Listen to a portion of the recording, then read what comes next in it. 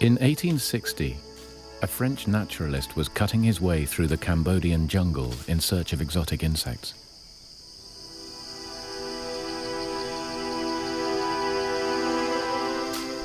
Henri Mouot suddenly came across the last thing he was expecting, a massive complex of stone temples. Mouot had stumbled across one of the world's most astonishing and enduring architectural feats, the 900-year-old remains of Angkor Wat. But who built these vast, sophisticated temples? Why construct them deep in the jungle, only to abandon them? At first, there were no answers. Then, an amazing eyewitness account from the 13th century emerged in China. The author describes the great temple of Angkor, a fantastic citadel, and its resourceful inhabitants. How could this be true? The evidence was scant. Now science is providing unexpected proof. Archaeologists are applying the latest techniques to reveal the mysteries of Angkor. And radar images from space reveal that Angkor was much bigger than originally imagined. A vast city, the size of London. Scientists now know that Angkor Wat was just a small part of one of the largest and most sophisticated cities in the world.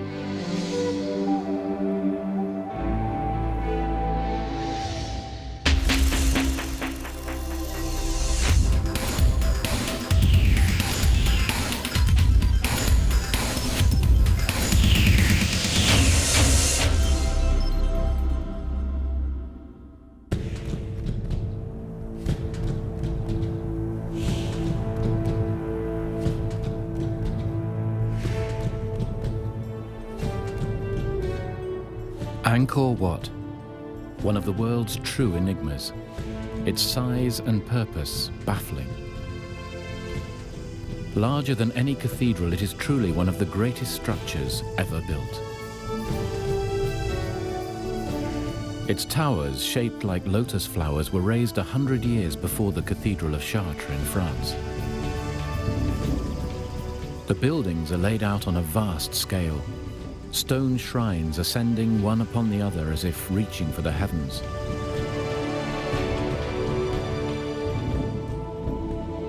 Endless corridors are carved with the longest reliefs in the world.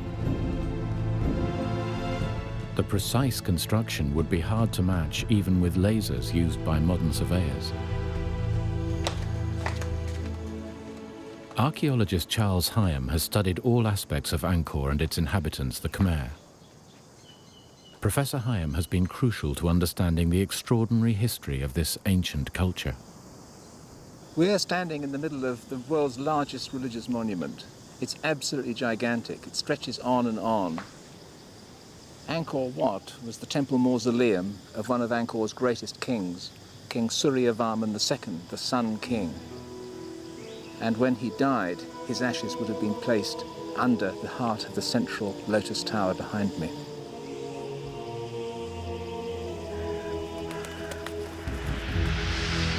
Angkor Wat, meaning Holy Temple, is symbolic in every way. Its vast square moat represents the oceans around Mount Meru, legendary home of the Hindu gods. When Henri Mouot stumbled across Angkor in 1860, he wrote, "One of these temples, a rival to that of Solomon and erected by some ancient Michelangelo, might take an honorable place beside our most beautiful buildings. It is grander than anything left to us by Greece or Rome." The Frenchman suspected that the temples belonged to a huge and sophisticated civilization, but he had no evidence. Angkor Wat lies in the northwest floodplains of Cambodia, just above the Great Lake. When Mouot discovered it in 1860, only a handful of Buddhist monks and local villagers lived around the ancient site. None of them knew how Angkor Wat had evolved or who had built it. Legend had it that the Great Temple had built itself. Some said that it had always been there.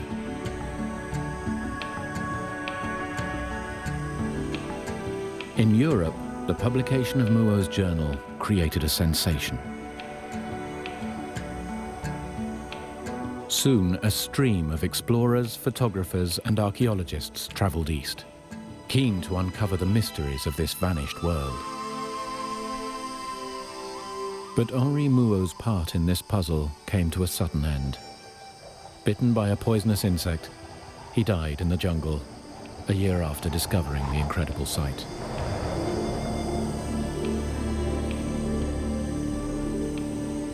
As early explorers began to strip away the jungle, they discovered even more temples. The walls of the vast monuments were covered in intricate carvings. These reliefs illustrate legends of an ancient culture and its religion. The sandstone sections were carved in place. They would have taken the artists decades to complete. Inscriptions here are written not only in an ancient Cambodian language, but also, mysteriously, in Sanskrit, the priestly language of the Hindus. One of the great breakthroughs has been the translation of the entire corpus of Angkorian inscriptions by a French scholar, Georges Sedez, in 7 thick volumes. And so, bit by bit, the actual internal history of Angkor has been unravelled, and that's been absolutely critical.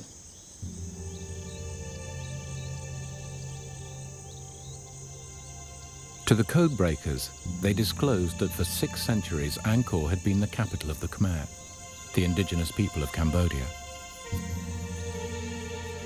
Between the 9th and 15th centuries AD, a total of 38 kings ruled their empire from Angkor. Its borders reached from southern Vietnam to Laos, and from the Mekong River to eastern Burma. But whose grand vision was this great city? And why was it built in the middle of the jungle? The deciphering continued. Then an astonishing discovery was made.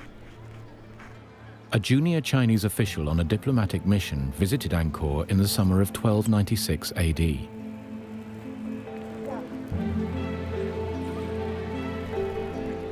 During his year-long visit, Zhou Daguan kept a journal. His diary tells of a major civilization, a capital much bigger and more developed than the archaeologists dared imagine. But was Zhou Daguan's account fact or myth? Archaeologists searched for proof of the existence of the city Zhou described. As they pieced together this gigantic puzzle, the full story began to emerge. For thousands of years, the indigenous people of Cambodia, the Khmer, had cut rice fields from the jungle. These farmers were a largely self-contained and peaceful race. But from the 1st century AD, small feuding kingdoms developed around the country. In the 8th century, a great leader emerged. To find a site for a brand new sacred capital, he abandoned his home city in the eastern part of Cambodia and ordered all his subjects to cross the Mekong River in a great march west.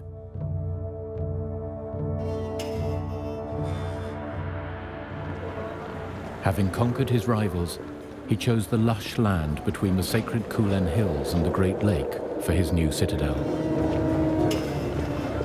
In 802 AD, he had himself crowned Jayavarman, the supreme world emperor, king of kings. Jayavarman's charisma won the people over.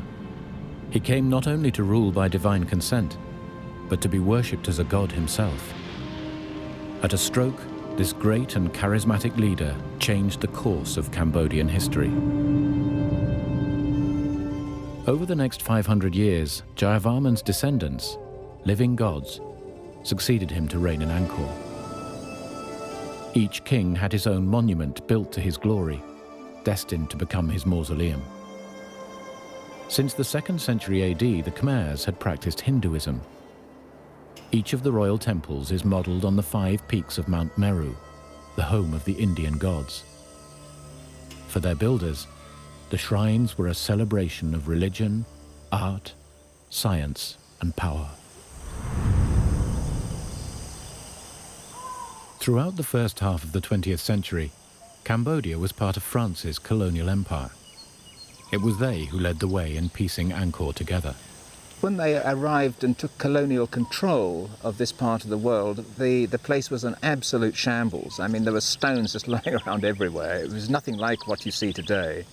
And so they've dedicated vast amount of energy and effort into the reconstruction of the temples. In the 1960s, the eminent archaeologist Bernard-Philippe Grolier made this comparison of Angkor. Imagine that within the city limits of Paris, you found thrown together Versailles, the Place de la Concorde, and the Louvre. Surrounding these, the cathedrals of Notre Dame, Chartres, and Rheims, flanked by all the churches built in Paris before the 19th century.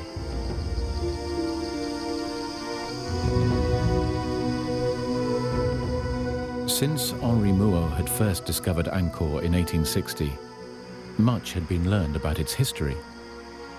But almost nothing was known about the culture responsible for these incredible monuments.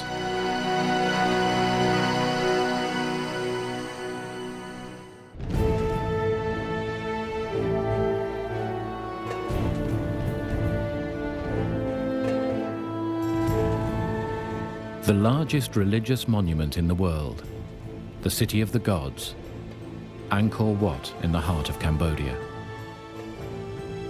But is this astonishing temple only the visible tip of a greater unseen mystery? 700 years ago, a junior Chinese official visited Angkor on a diplomatic mission. During his 11-month stay with a Cambodian family, he recorded many aspects of life in Angkor. But Zhou Daguan's account contains several flights of fancy. For instance, he describes the great temple of Angkor Wat as having been built in a single day by a legendary Chinese architect. He was also openly judgmental, referring to his hosts as barbarians. Archaeologists have taken his writings with a pinch of salt.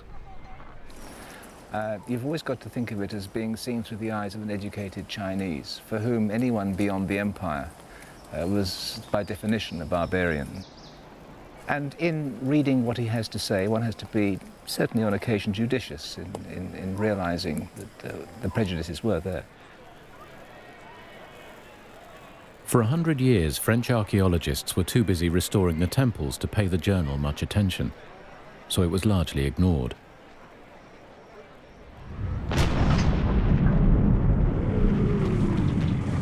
Then, in the 1970s, the murderous regime of Pol Pot stopped all work at Angkor. His army of communist revolutionaries, the Khmer Rouge, laid thousands of landmines around the site, rendering it off limits for years.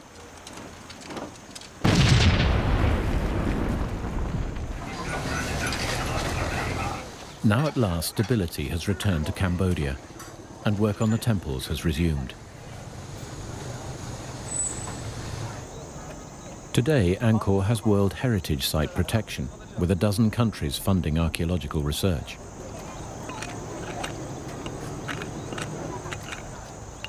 With much of the major restoration work complete, the focus has shifted away from the temples at the center and onto the outlying pieces of the puzzle. Just north of Angkor Wat, an 8-mile wall encloses the remains of several magnificent stone temples. Explorer Henri Mouot suspected in 1860 that this was once the Khmer's great capital of Angkor Thom, the holy city.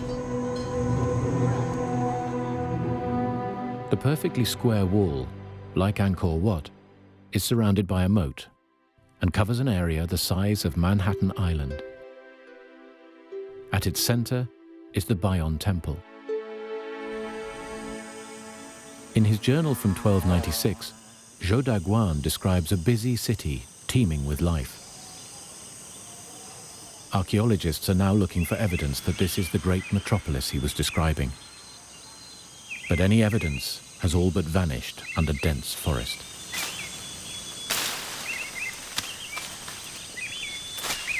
In the last 2 years, archaeologist Jacques Gaucher has started to excavate the interior of the walled city.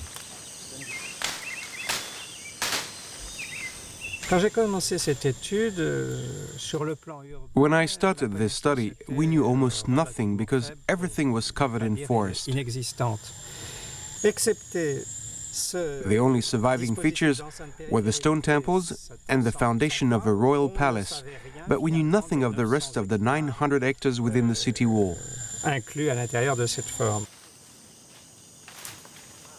For a while, it seemed that Gaucher was fighting a losing battle, but his persistence is at last producing results. After 2 years of very difficult research, we've at last begun to build an impression of this city. Gaucher is plotting thousands of coordinates onto an ever more detailed map of Angkor Thom. He is now able to trace an intricate grid system of canals and roads, together with the sites of thousands of wooden houses. Back in 1860, when Henri Mouot discovered Angkor Wat, he had suspected that it was just part of a complex city. Zhou Daguan's 13th century journal alludes to a political and religious citadel. Now, at last, archaeologists have enough evidence to bring to life this extraordinary city as it looked 700 years ago.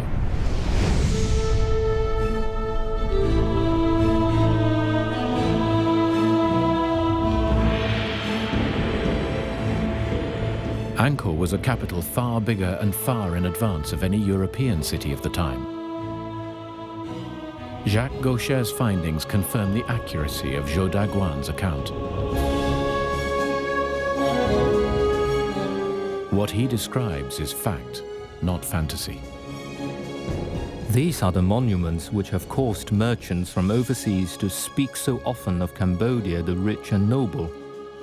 If you are looking for gold lions, gold Buddhas, bronze elephants and bronze horses, this is where you'll find them.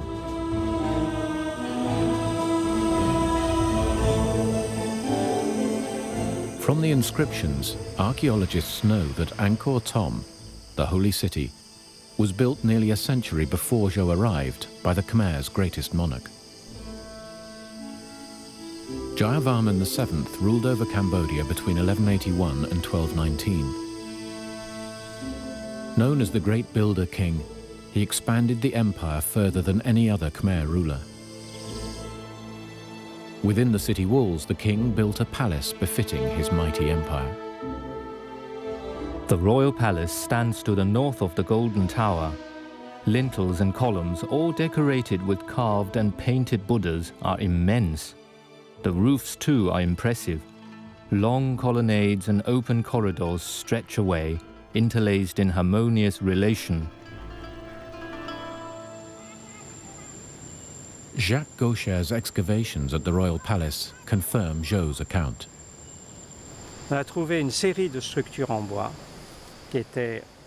We found evidence that this palace was a large area with interconnecting courtyards and buildings. We found holes 80 centimeters in diameter for huge supporting columns. It would have been a very impressive sight. As evidence materializes about the royal palace, the role of the Khmer's rulers, these earthly gods, becomes clearer.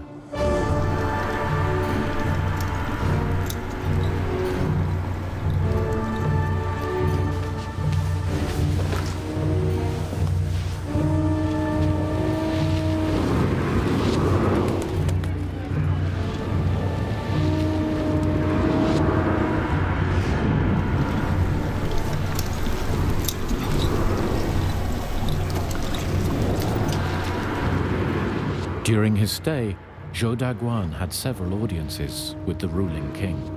Every time I was admitted to the palace for an audience with the king, he came forward with his chief wife and took his place in the embrasure of the golden window in the main audience hall. Zhou himself came from a culture with a ruler elevated to godhood. The Chinese approved of the Khmer's devotion. These people know what is due a king.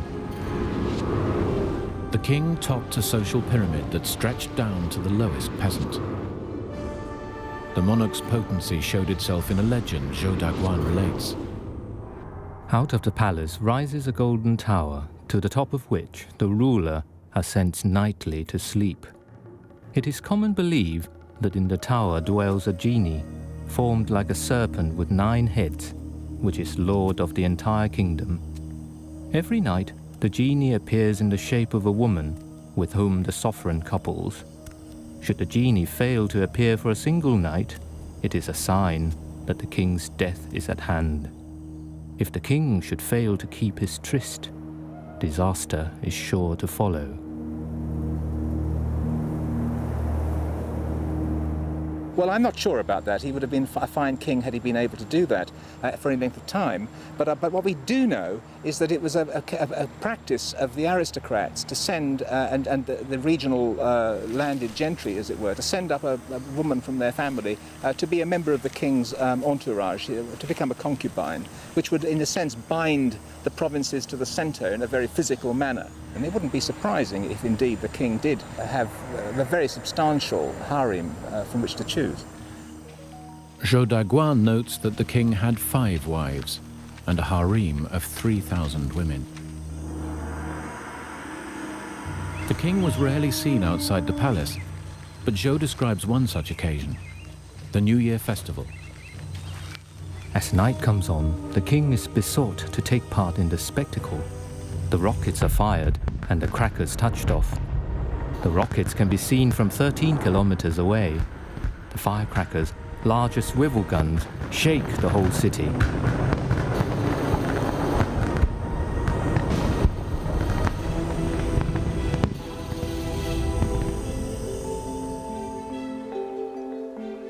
Below the king was an army of bureaucrats graded by rank, as Zhou describes. In this country, there is a hierarchy of ministers, generals, astronomers, and other functionaries. Beneath these come all sorts of small employees, differing only in name from our own. These would all have been descendants of families honored by the original Jayavarman, who had founded Angkor 500 years earlier. What is not clear from Zhou's writings is how many people lived in Angkor. Sanskrit inscriptions in temples such as Ta Prohm offer valuable clues.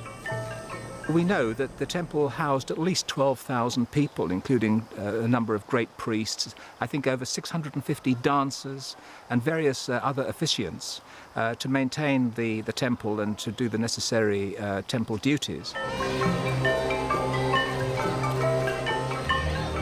If 12,000 people served a single temple, what was the overall population? Jacques Gaucher's new research is not yet complete, but it does support an educated guess. To give a number, this city could have been between 80,000, 90,000 and 150,000 people. In the same period, the population of London totaled no more than 30,000. So, discoveries are confirming that what Henri Mouot suspected, and Zhou Daguan alleges, is correct. Angkor Thom was indeed a large, well-structured city with a huge population.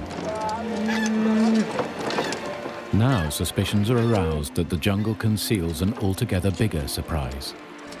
A metropolis so vast that its full extent can only be detected from space.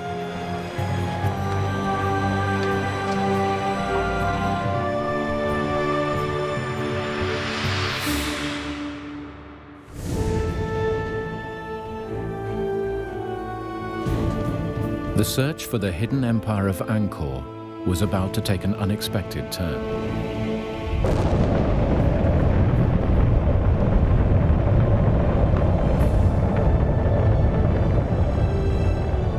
In 1994, archaeologists persuaded NASA to undertake a unique task. The space agency had developed specialist radar to penetrate vegetation.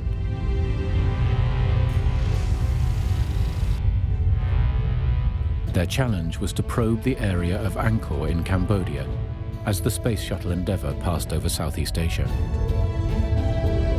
The resulting images cover an area 100 kilometers long and 10 kilometers wide. For the first time, scientists have an accurate impression of the wider city's infrastructure 1,000 years ago. Covering an area the size of London, this rural metropolis was immense. For archaeologist Elizabeth Moore, this is a major breakthrough. Up into the central statue. I'm sure they had the skill to do it, don't you? It is revolutionizing understanding of the size of the kingdom. Forced water up. And at first people said, well, you won't find anything new at Angkor, but we have. And what the radar has shown us is just how all the regions contributed to what then became the central zone of Angkor. The radar pictures also reveal previously unknown temples all over the Angkorian basin, as well as an intricate network of roads and canals, all leading to the walled city. Evident for the first time is the grid plan of this once great metropolis. When you start looking at the radar imagery and you see the sophistication with which they were able to control and alter their terrain, I've never seen a culture like it elsewhere in Southeast Asia in terms of manipulating the landscape, of using it to their benefit. Now, the challenge for archaeologists was to work out at ground level what had been photographed from space. Archaeologist Christophe Potier is using the images as a route map to trace the layout of ancient Angkor.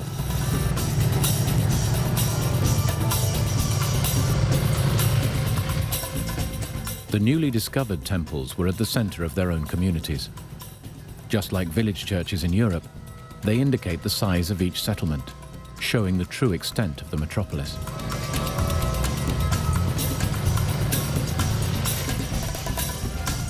Today, Potier and his Cambodian assistant, Sin Chenda, attempt to locate a number of previously unrecorded ruins outside the walled city of Angkor Thom.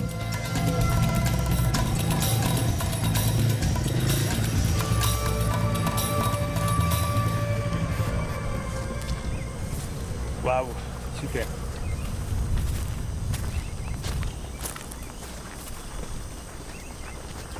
It's a quite nice one.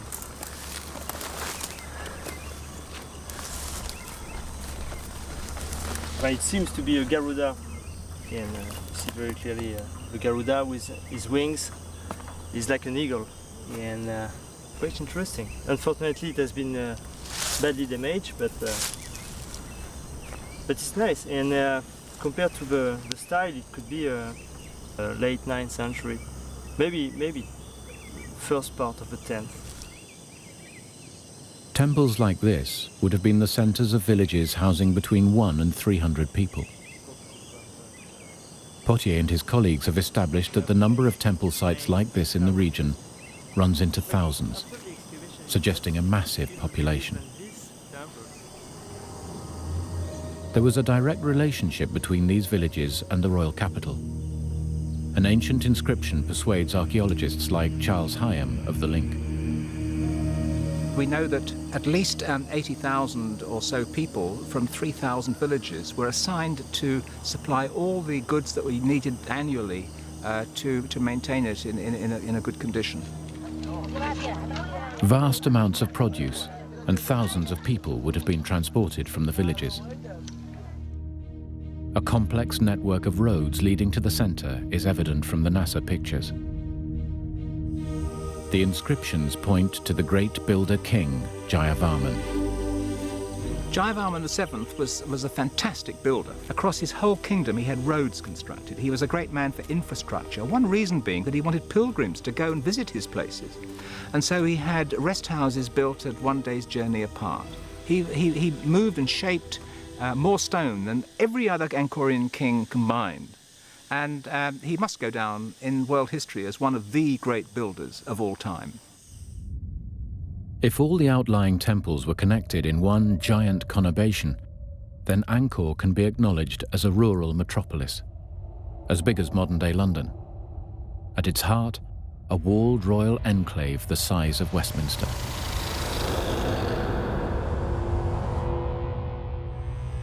There are hundreds, let's say thousands of that kind of small sanctuaries spread all around the area of Angkor, but the large area of Angkor. And it's that show, obviously, when there was village everywhere, almost everywhere. Early research suggests that this metropolis could have had a population of 1 million people.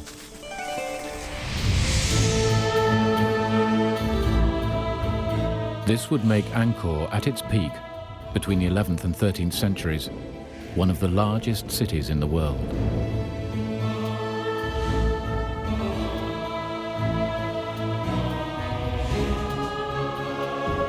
The indigenous Cambodians, the Khmer, were powerful and successful. They managed to build one of the most extraordinary cities in history in one of the world's most hostile climates. But how was such a large population able to survive and prosper in the heart of an inhospitable jungle?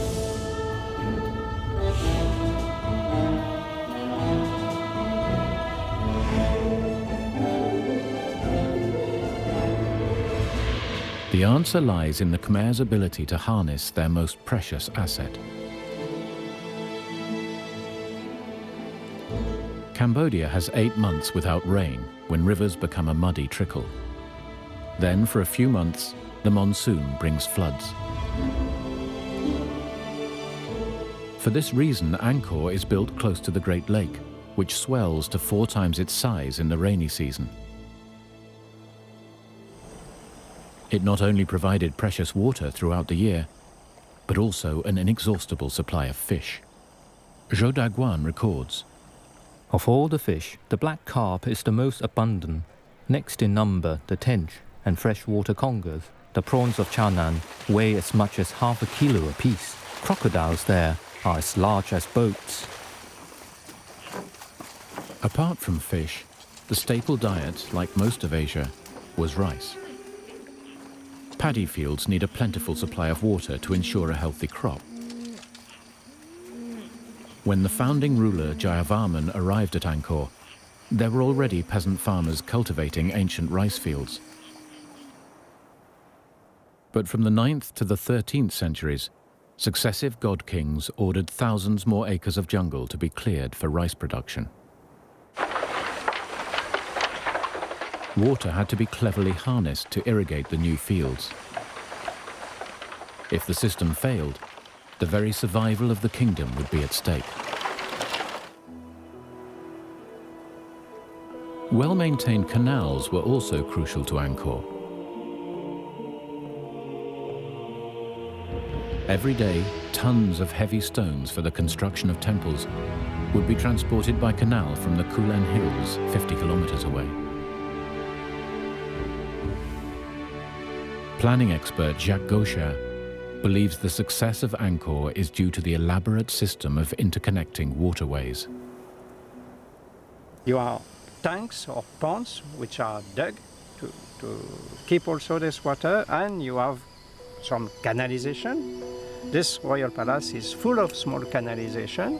The city is full of channels, and the outside, the territory, is also full of big channels. These systems, which are at different level of scale, they must have been connected to each other. It was the Khmer's ability to harness water that made them unique. While the Dutch were experimenting with their first canals, the Khmer were already past masters. The most recent excavation by Jacques Gaucher reveals the complexity of Khmer water management within the royal city. His surveys have uncovered 2 huge reservoirs, each measuring 300 meters long and 20 meters wide. A major road intersected them. Water needed to flow around the city. What Gaucher wanted to know was how the road could be used while water still flowed from one reservoir to the other. So he began to dig. The excavation unearthed a stone dike where the road and reservoirs met.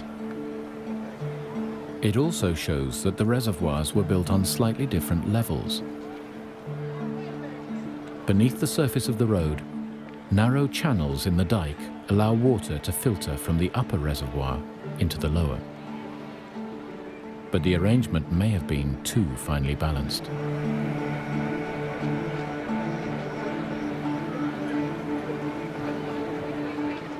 Playing at such a scale with the management of water, with such small differences of level, I think the system was quite fragile. And if there were any variability in the environment or in the maintenance of the city, for social problems or political ones, I think the precision, I mean the ultra sophistication can have been a weakness in the system in a way. This complex system provided water throughout the royal city for drinking, cooking, and even bathing. Cambodia is an excessively hot country, and it is impossible to get through the day without bathing several times. There are no bathhouses, no basins. However, every family has a pond, or several families have one in common. Men and women go naked into this pond. The construction of extensive water systems and great stone temples in the jungle demanded colossal manpower. Why would the Khmer be prepared to devote so much of their year toiling in the king's name? Why was it that the peasantry out there in the fields contributed so much labour, willingly it seems, to the maintenance of the centre? And the answer may well be that they really believed that the king was a god and they were working in the service of the deity, and this kept them going. Oh, I think without a doubt, I fully agree with you. You couldn't have built the city of Angkor without that kind of firm belief.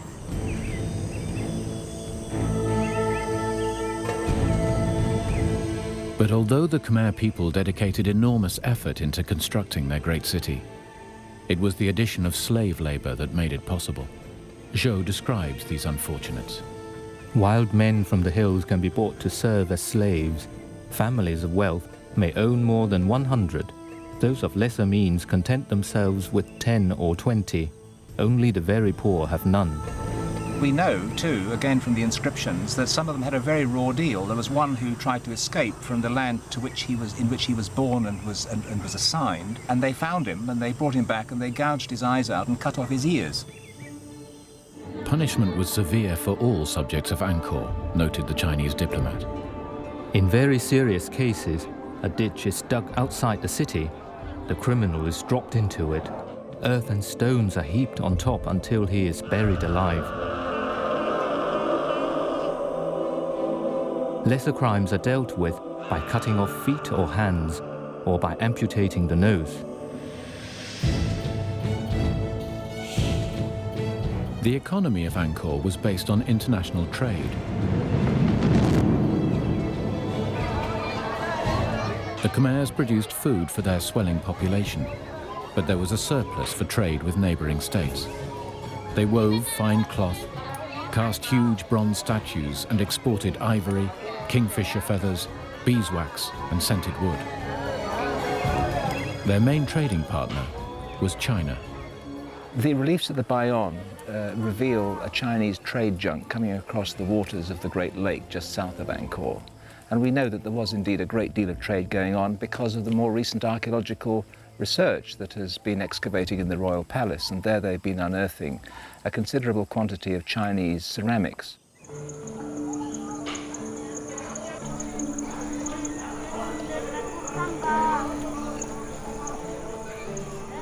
Zhou Daguan's delegation were not the only Chinese in Angkor. In fact, Chinese settlers had been there for years. The Chinese always take a wife here as soon as they arrive, deriving additional benefit from the woman's business skills. In Cambodia, it is the women who take charge of trade. There are no shops in which the merchants live. Instead, they display their goods on matting spread on the ground. Women held positions of power and authority. They owned property, engaged in trade, and even served as bodyguards to the king. But the Chinese interest in Cambodian women was not driven solely by trade. Everyone with whom I talked said that the Cambodian women are highly sexed. 1 or 2 days after giving birth to a child, they are ready for intercourse. If a husband is not responsive, he will be discarded.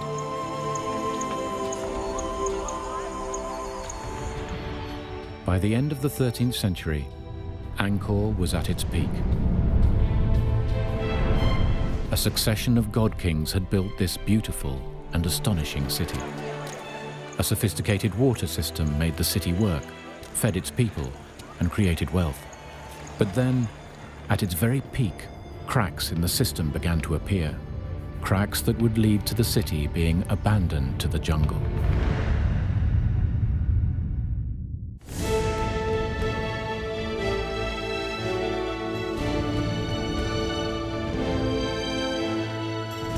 It took nearly 500 years for Angkor to grow to the vast city that the Chinese diplomat Zhou Daguan described in 1296.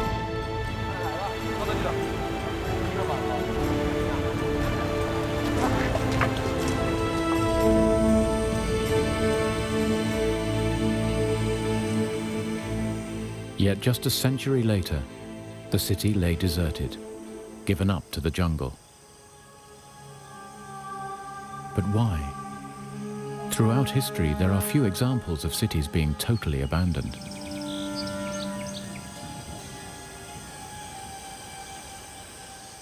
One key factor is known. Throughout Angkor's history, the Khmer had waged war with their neighbors.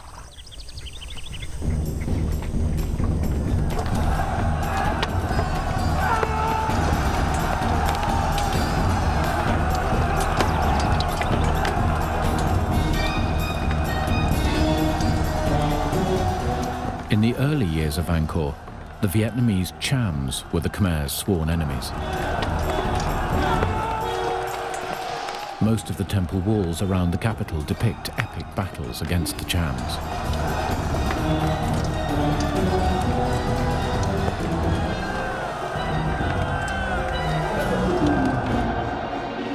But by the time of Zhou Daguan's visit, the main threat came from the emerging Thai kingdom of Siam as it expanded into Cambodia.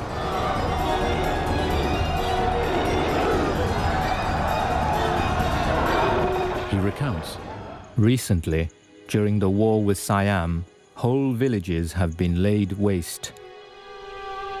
in the diplomat's eyes, the Khmer army was ill-prepared for war. Soldiers move about unclothed and barefoot. In the right hand is carried a lance, in the left a shield. They have no bows, no missiles, no breastplates, and no helmets. Generally speaking, these people have neither discipline nor strategy.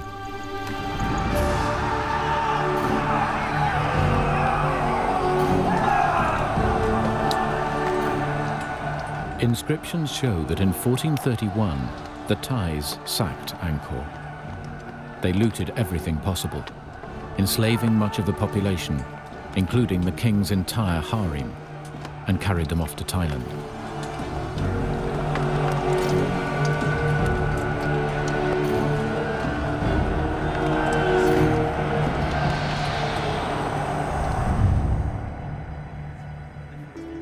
Abandoned, the city of Angkor was slowly reabsorbed into the jungle from which it had emerged 5 centuries before. Henri Mouot wrote in 1860, "One must ask, what has become of this powerful race, so civilized and enlightened to create these gigantic works?" The conventional explanation is that the empire's rulers lost their grip on power, and the Thais simply scared them off. But the mystery of Angkor takes another twist. Today, archaeologists believe that there were other factors at work. Charles Hyam points to the great builder king, Jayavarman VII. Perhaps because of the excesses of Jayavarman VII, who clearly was a builder with a frenzy of activity. And he may well, it's said, and it might be true, that he exhausted resources of the state, and it went into a decline. Jayavarman VII was the first Buddhist king after several hundred years of Hindu worship. This more compassionate religion may have given the Khmer cause to reflect on the excesses of their kings. And I wonder whether, in fact, the slow decline that may well have set in was the result of a lack of belief out in the fields there that the king was, in fact, a deity, and that this vital link between the two began to fray.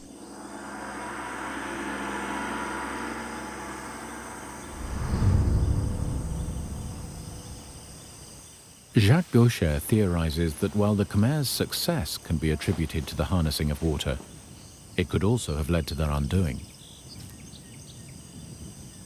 Such was the fine balance of nature that if irrigation and the storage of water were not kept up, they could easily fall into disrepair.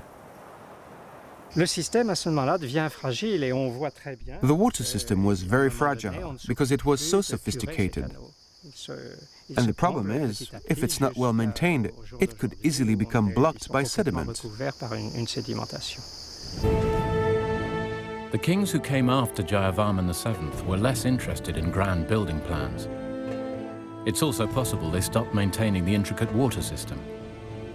Deforestation was also a likely contributor.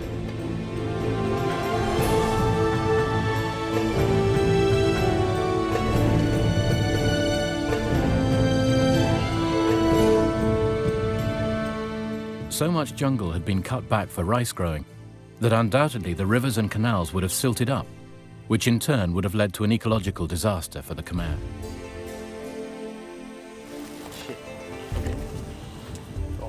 Christophe Potier believes the clues are obvious. The pond is very clear there with the water. At the end of Angkor, it's pieces of the forest should have been very, very rare. So deforestation is not a new problem. It's an old one. It is most likely that it was a combination of these factors that led the Khmer to abandon their once great city.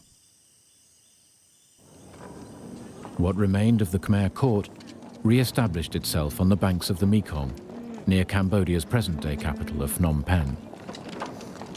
We're not talking about the actual collapse and total demise of a civilization. What happened was that they moved sensibly to the east, down to the Mekong River, and away from the ties. Now completely Buddhist, renouncing material wealth, the Khmer would never again embrace the lofty heights they had in Angkor.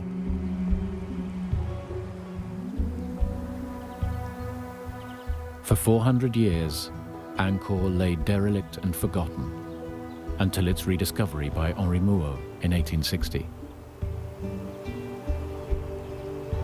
Today, Angkor is recognized as a wonder of the world. In Cambodia's new era of stability, archaeologists from around the world continue to make fresh discoveries.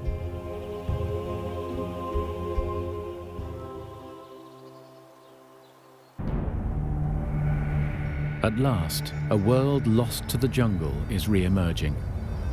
A major metropolis that for over half a millennium dominated a thriving empire. One of the greatest cities the world has ever known.